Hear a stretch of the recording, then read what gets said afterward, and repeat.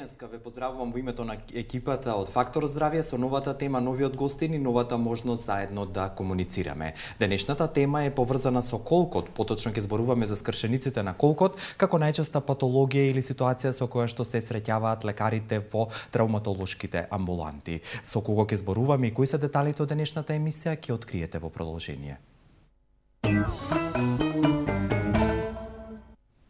А пред да го представам гостинот и да ја споменам уште еднаш темата, посебен поздрав упатувам до бутикот Дино Мода, кој што се наоѓа во трговскиот центар Беверли Хилс, ниско приземје, кој што од денеска ќе се грижи за мојот изглед, односно тој ќе биде наш нов пријател и поддржувач.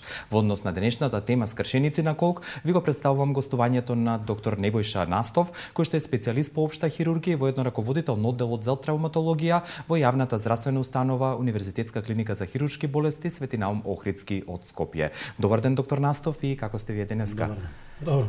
Реков, да, најчесто во вашата амбулантска пракса се токму скршениците на колкот и токму затоа денеска ќе зборуваме за оние акутни или состојби кај што треба ургентно, многу ургентно да се интервенира. Па и амбулантски и во операционата сала. Да. И некако спаѓа во категоријата на најфреквентна патологија, особено во повозрастните категории, така да во таа така наречена гериатриска травматологија, тоа е најфреквентната повреда. Да, благодарам за овој воведен дел, а доколку сме интересни и денеска повторно ја задоволивме вашата љубопитност, останете до крај со емисијата Фактор Здравје.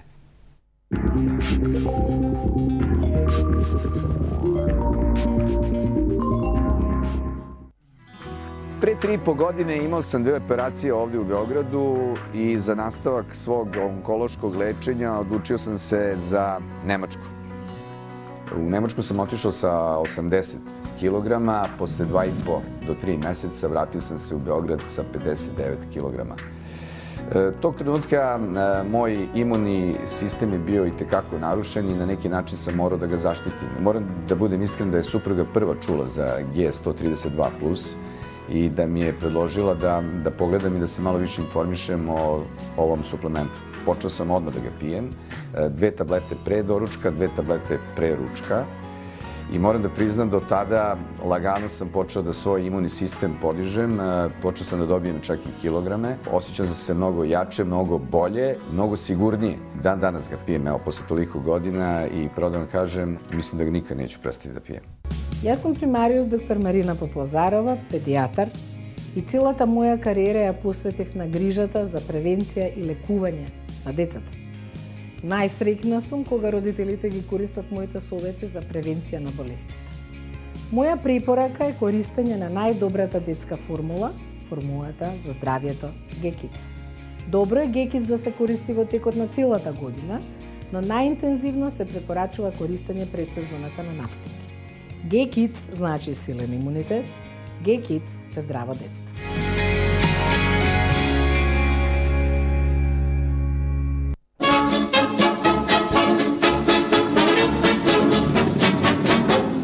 Stalo sa vám niečo? Немаже. To pravé mazanie je konopné mazanie. Против болки во зглобовите и мускулите, креми за ладење, опуштање и загревање. Побарајте ги во вашата аптека. Денот ви е исполнет со нервоза. Патите од несоница. Стресот ви е секојдневие. Решението е Вамекс. Хербален лек од валеријана, маточина и хмелј. За убав ден и мирна ноќ.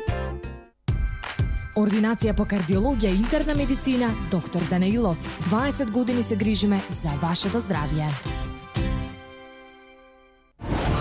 Здравјето нема цена. Одберете докажан производ. Одберете G132 плюс Натурал. Една капсула пред појадок е сигурна формула за долг и здрав живот. Ви го препорачувам на сите, особено на повозрастните. Земете G132 плюс Натурал и имајте долг и здрав живот. Јас успеав, следете ме.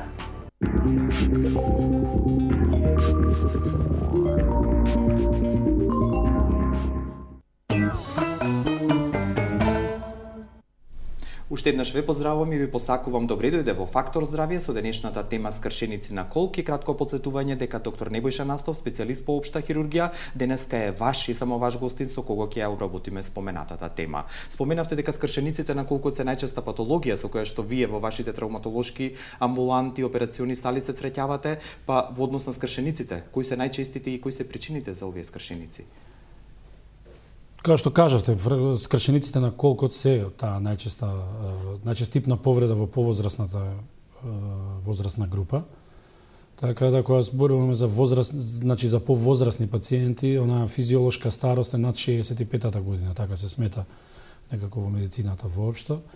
И во однос на поделбата, да речеме, кои се почести, не можам да одвојам дали се почести на еден или на друг дел од самиот колк, но во суштина би требало кога ги разгледуваме овој тип на повреди, да знаеме дека ние ги разликуваме многу повеќе и многу поважно за самите пациенти е типот на повредата во однос на третманот кој што ќе го одбереме.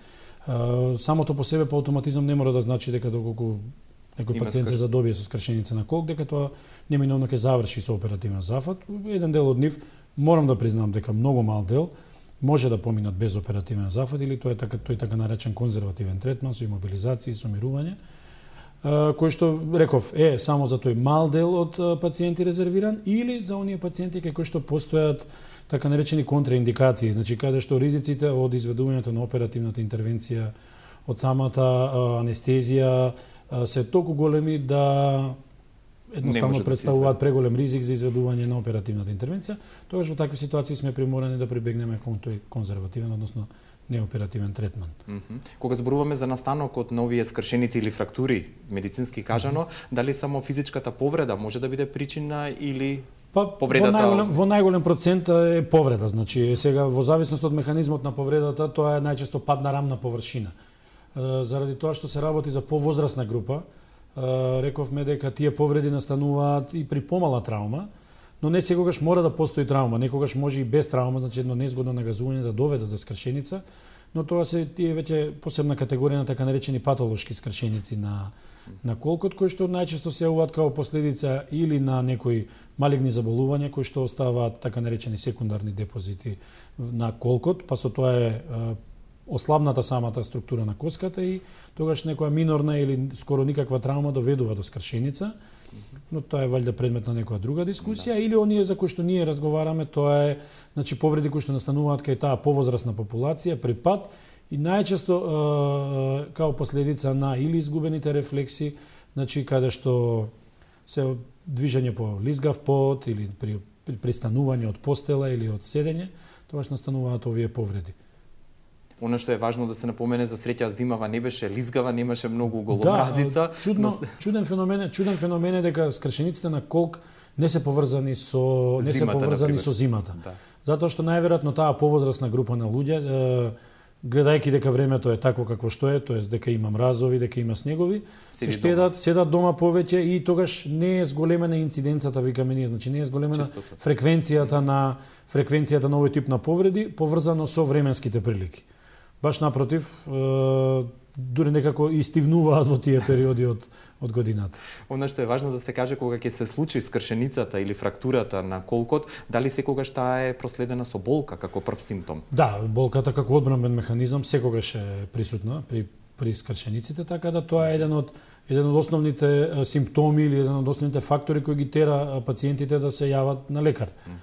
Или ако биде сам тој пациента се случи ваков пат, дали може да знае дека се случува скршеница? Има ли индикатори за тоа? Можам да кажам дека многу често се случува да пациентите стануваат, таа повозрастна група на пациенти станува во текот на ноќта заради едни или други потреби и тогаш се случуваат тие повреди. Доколку се сами, тогаш најчесто го чекаат утрото, па после тоа успеваат некако да се јават или да викнат помош.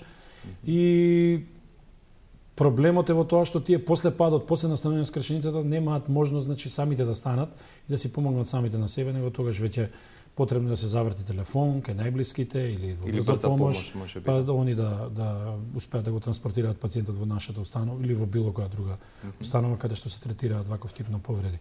Така да болката е еден од основните симптоми. Вториот симптом кој што исто така многу важен е пореметената функција на екстремитетот. Значи онаму каде што е настаната скршеница, Значи многу често, да не речам најчесто, постои невозможност за оптеретување, значи невозможност за движење. И тоа се тие основни два симптома кои што ги тераат пациентите да се јават на лекар. Кога ќе се јават или колку важно е времето или ургентноста во овие случаи? Дали факторот време е пред се првиот индикатор да се стигне побрзо до установа или сепак може да се почека? Факторот време овде не спаѓа во таа категорија за некаков прв степен на итност, да речеме. Во секој случај поважно е да се стигне, не е животно загрозувачка и во зависност од времето на настанувањето на повредата не зависи многу третманот кој што ќе следи понатаму, така да во суштина да, добро е да се дојде понавреме во болница од причина што нема да ги трпи болките пациентот, побрзо ќе му се даде соодветна терапија, ќе биде ставен во процедура за сите испитувања што се неопходни да се изведат пред самата оперативна интервенција. Да ги повикаме и гледачите 6091924 и 6091925, доколку имате интерес или имате прашање до доктор Небојша Настов, слободно јавете се, поставете прашање, ќе ви биде одговорено во контекст на денешната тема скршеници на колк, а во овој дел од емисијата уште ќе ве прашам кога веќе го имате пациентот, кога е случајна фрактурата или повредата на колкот, кои процедури првенствено треба да се направат пред да се влезе во операциона сала, ако веќе хируршки или конзервативно се третира? Основните постапки се при приемот на пациентот, значи тоа е се уште веќе во ургентната амбуланта, докторот кој што го прима пациентот ги прави основните дијагностички постапки, тоа е клинички преглед, врз база на тој клинички преглед се одлучува кој тип на рентгенски испитувања се прави и во зависност од наодите на рентгенските испитувања се продолжува понатаму, најчесто кога се работи за скршеница со прием во болница, при тој прием во болница се одредува значи општо медицинскиот статус на пациентот, па специфични заболувања се добиваат информации, кога ќе ги собереме сите тие информации во соработка со колегите анестезиолози кои што се неизоставен дел и многу важен дел од купниот третман и од тимот при третманот на овие пациенти, се носи одлука дали да се продолжи, односно дали да се донесе одлука за оперативен третман или ќе мораме да прибегнеме кон тој конзервативен третман кој што бара мирување, лежење. Да го слушнеме првото јавување. Добар ден, повелете. Добар ден, поздрав до вас и до докторот. Благодарам, господја. Јас сум пациентка тука од Штип. Добра. Имам колк скршен пред 21 година. Добра. Сега имам 71, била сам 50. Добра. И од тогај како сум правена операција шипки, тоа време не е како сега што е било. Ми ставија шипки, после 6 месеца ги извадов шипките. Немам ставено вештачки кук, ајде полека, ама сега ме боле. Времето кога е така, многу ме боле. Разодам се малку ми помине, како да кажам, али боле ме.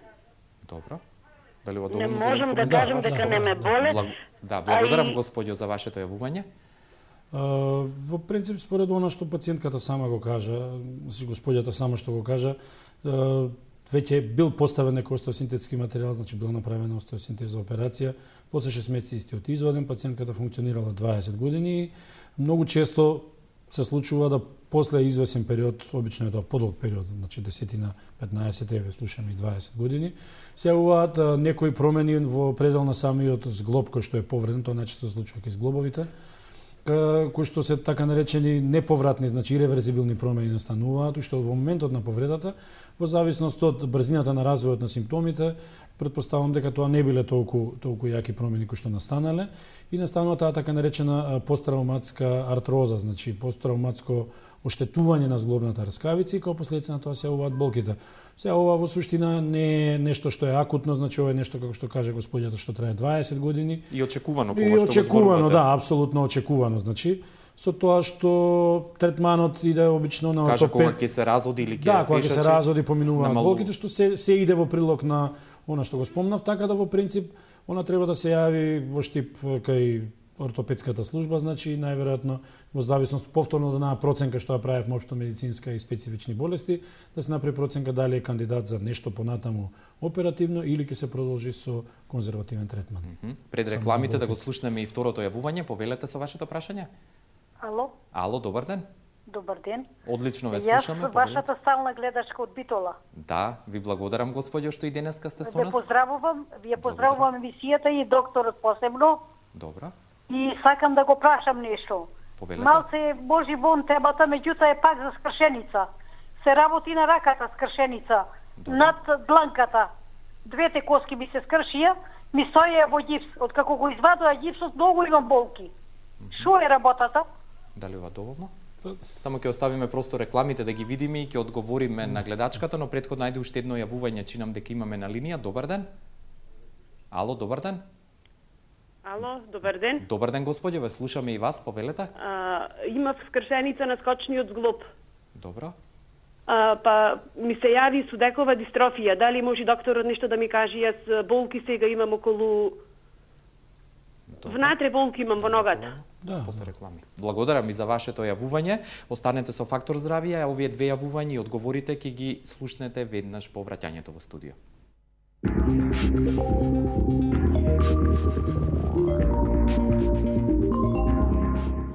Геј Kids ви го најавува новиот хит, ова не е шега, ова не е виц. Аха.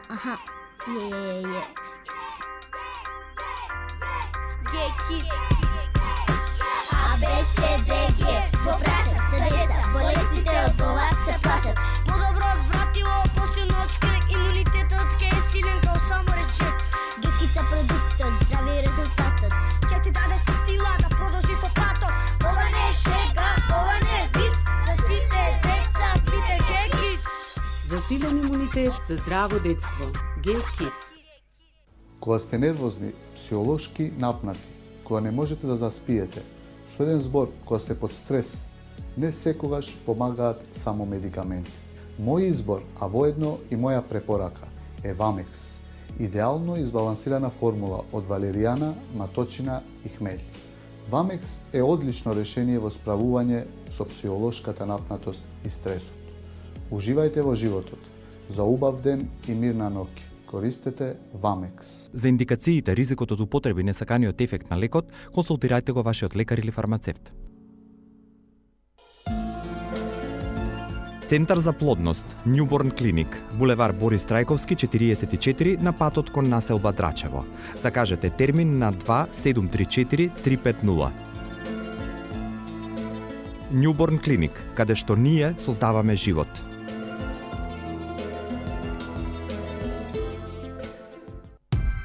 Ординација по кардиологија и интерна медицина, доктор Данаилов. Комплетна еходиагностика на срце, ехопрегледи на стомачни органи, штитна жлезда, дојки, доплер циркулација на целото тело. Закажете на 24 34 000 или информирајте се на danailov.mk. Ординација доктор Данаилов. 20 години се грижиме за вашето здравје.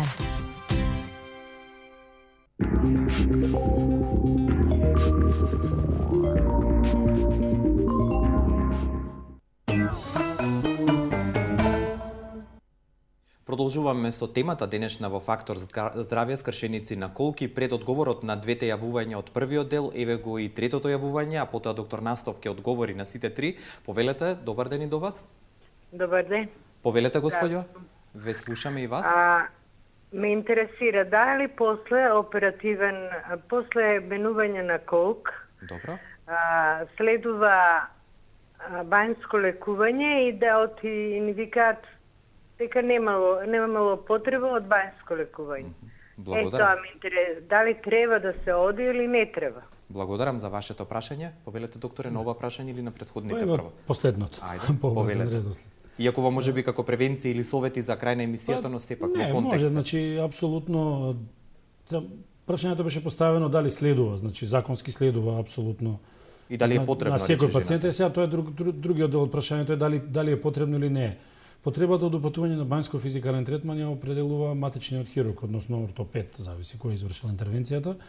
И таа секогаш се носи индивидуално, значи не постојат некои генерални правила дали ќе се оди на бања или нема да се оди после оперативен третман. Значи повторно ќе кажам, се зависи од спецификите на повредата, од вградениот материјал, дека колку што разбрав беше протеза, значи на колки се зависи од проценката на матичниот хирург, односно операторот на пациентот и неговата проценка дали има потреба или нема потреба од тој бањско-физикален третман. Така да некој генерален одговор дали треба или не треба, не би можел да дадам. Индивидуален повторно секогаш е индивидуален пристапот, како што не можеме генерално да кажеме кај тој тип на скршење само тоа ќе ставаме или ова ќе ставаме, секогаш е проценката индивидуална и за тоа е она што ја дава тежината на струката на крајот на криштата. Да одговориме на господјата од Битола спомена со скршеница во однос на скршеницата на рачниот зглоб, предпоставам над шаката, чим спомена господјата, значи очекувано е, не можам да кажам дека е нормално, очекувано е после, предпоставам дека не била оперирана, дека е носена имобилизација со гипс, 5 недели најверојатно, 4 до 5 недели. Очекувано е дека после симнувањето на имобилизацијата се јавуваат болки во определената повредена регија, заради тоа што и здрав зглоб да се стави во имобилизација 4 до 5 недели, ќе биде тешко неговото раздвижување и сите обиди за раздвижување ќе бидат пратени со одредена болка. Така да, тоа е очекувано и најверојатно во таа фаза, повторно во зависност од проценката на матичниот лекар, мислам на матичниот хирург или травматолог или ортопед, дали упатување на физикална терапија или не, и кога упатување на таа физикална терапија. Следствено на тоа се надоврзува и последното прашање што не го одговоривме. Тоа е со суdeковата дистрофија кај господјата, значи тоа е, она не спомна дека е оперирана, тоа може да се јави кај оперирани и кај неоперирани, се јавува као последица на подолготрајна имобилизација, значи нераздвижување на одреден дел од телото, настанува постепено, народот го вика разречување на коската во деловите што се дистално, значи подоле од повредената регија, и таа е реверзибилна состојба која што во суштина потребно да се јави кај матичниот травматолог или ортопед, да прими соодветна терапија и симптомите постепено се повлекуваат. Кратко ве повикувам уште еднаш подсетување 6091-925 и 6091-924. Отворени се уште за вашите јавувања, а денеска во контекст на темата скршеници на колк разговараме со доктор Небојша Настов, кој што е специјалист по општа хирургија и воедно раководител на одделот за травматологија во јавната здравствена установа Универзитетска клиника за хируршки болести Свети Наум Охридски од Скопје. Докторе, рековте дека најголем дел од случаите на овие скршеници завршуваат со оперативен третман. Зависно од повредата и третманот исто така зависи. Да, па кои се опциите, што како можност има на располагање? Императивот кај овој тип на повреди е да пациентот што побрзо се врати во претходната состојба, значи да се вертикализира. Да се вертикализира, да, постручно кажано. Значи идејата е дека пациент кој што претходно се движел, значи кој што сам си ги обавувал своите животни потреби, кој што можел да излезе и на некои блиски дистанци да пешачи, идејата и крајната цел на нашето лекување да го вратиме повторно во истата состојба. Ние не можеме да го вратиме во некоја подобра состојба, но да го вратиме најмалку во истата состојба, со која што ќе може да си ги обавува своите основни животни потреби и основни хигиенски потреби, нели? Може да го слушнеме следното јавување, ќе се вратиме на овој дел од разговорот. Добар ден и до вас. Ало, добар ден. Добар ден. Добар ден, господјо, ве слушаме и вас, повелете. Сакам да го прашам докторо нешто. На мене ми е од обраќајка изведена целата нога. Добро. Дали може нешто да се направи како внатрешна нога да ми се стави? Имам протеза, али не можам да ја носам. Пошто немам уопште нога. Дали ова доволно за одговор или уште нешто ви треба? Не, доволно е, мислам дека не би можел нешто компетентно да говорам на ова прашање во секој случај. Тука треба на кое ниво се наоѓа ампутацијата, предпоставам дека се работи за ампутација, пошто господјата рече дека нема нога. Протезите се тие, значи не постои нешто што е поново измислено, значи што може како опција, така да во суштина може би некој друг тип на протеза, доколку таа едната е неудобна, но повторно ќе се оградам, не сум многу компетентен во овој дел. Благодарам и за вашето прашање. Да се вратиме на интервенциите и можностите кои што ги имате кај овој тип на рековме дека идејата беше да што е можно побрзо се вратат, значи во она претходна состојба на функционирање. И идејата е таа. А што ќе се стави, како ќе се стави, повторно зависи од типот на повредата, значи од местото на скршеницата, од очекувањата на пациентот, значи кои се после тоа. Така да не секогаш се тие унифицирани правила. Да, постојат некои генерални правила кои што ние мораме да ги почитуваме, но од друга страна повторно проценката ја правиме во разговор со пациентот, во разговор со семејството на пациентот и во очекувањата и во зависност од очекувањата на пациентот и нашите очекувања. И повторно на крај ќе кажам дека многу е важно во целата таа приказка мислењето од анестезиолозите, интернистите кои што ја прават сета онаа друга проценка освен хируршка која што е ваш дел од работата. Која што е наш дел од работата. Да го слушнеме и следното јавување, повелете. Добродојдени сте и вие во Фактор здравје. Ало, дали сте на линија? Добар ден. Добар ден, господине. Ве слушаме. Се јавам од Битола. Добро. Имам 65 години.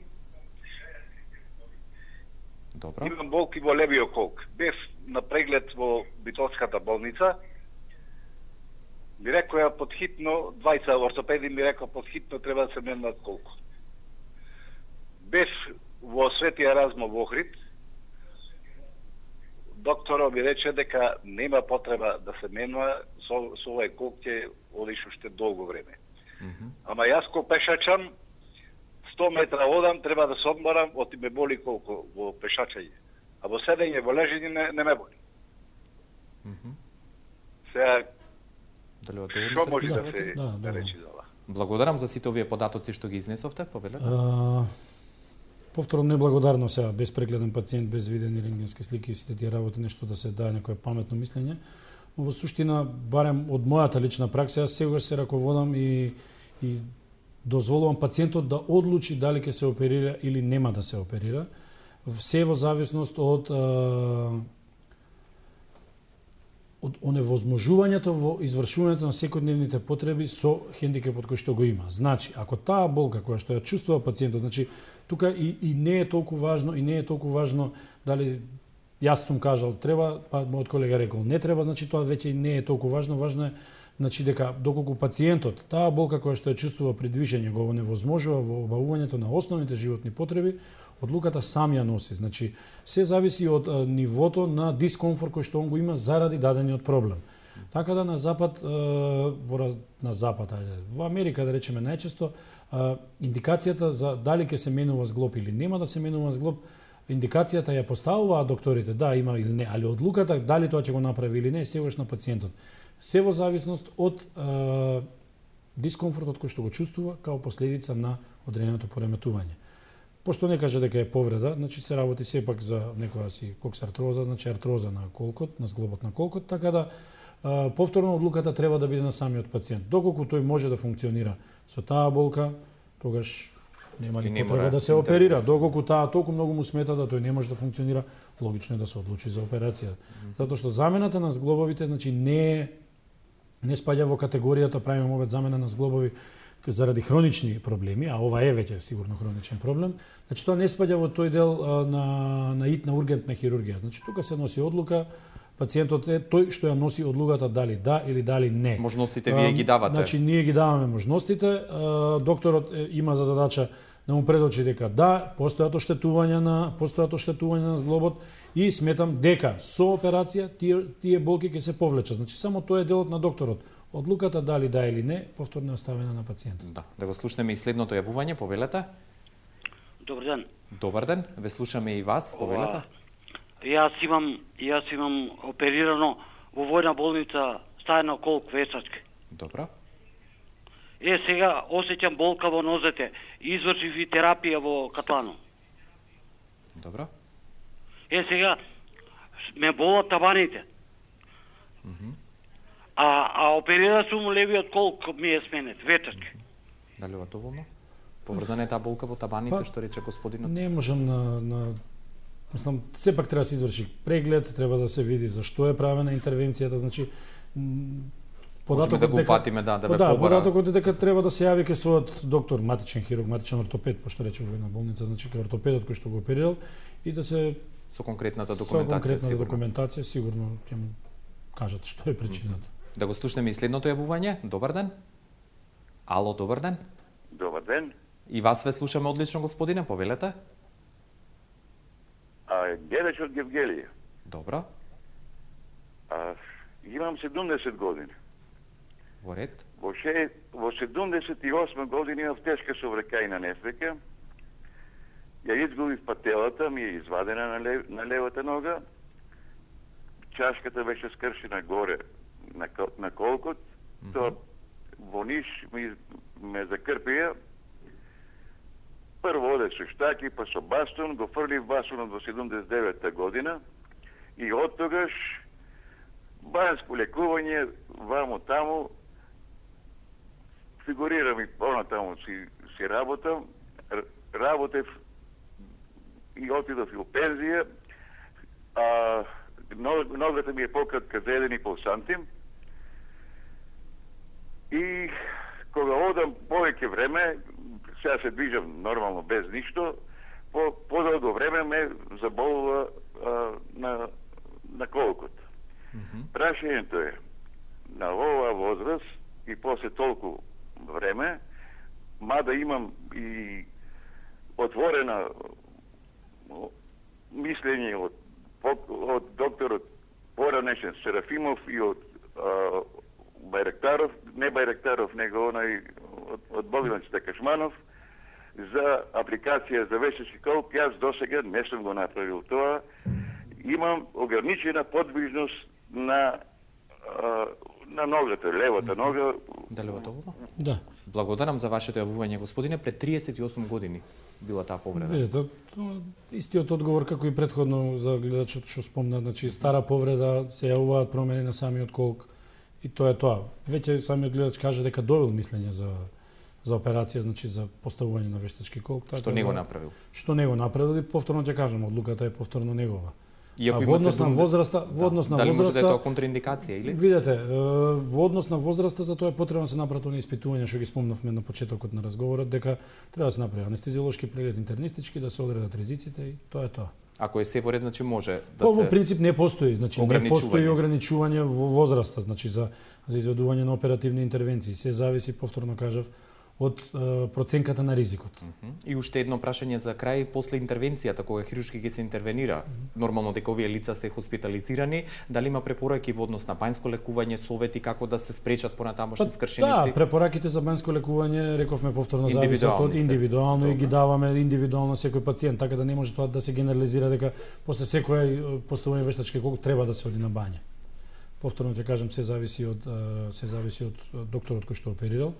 А во однос на превенцијата, тоа оние генерални ставови дека повозрасната популација потребно е да избегнува, значи движење по лизгави подови, значи избегнување на скалила, тоа на западот е сега имаат и посебен гериатриски дел од внатрешното уредување на становите, значи да има избегнување на скалила, се ставаат оние закосени, избегнување на мали, да не се качуваат на столици, да менуваат завеси, да, или исто има и користење на помагала, значи пред да настане повредата, значи дали тоа ќе биде користење на бастун, користење на одредено друго помагало од типот на дубак, тоа веќе за нашата популација можеби тоа нели е некакво понижување, користење на помагало за движење, иако не е повреден, но на запад веќе тоа го врзуваат, на запад веќе тоа го врзуваат и со толку настане повреда на одредена возраст над 65-70 година.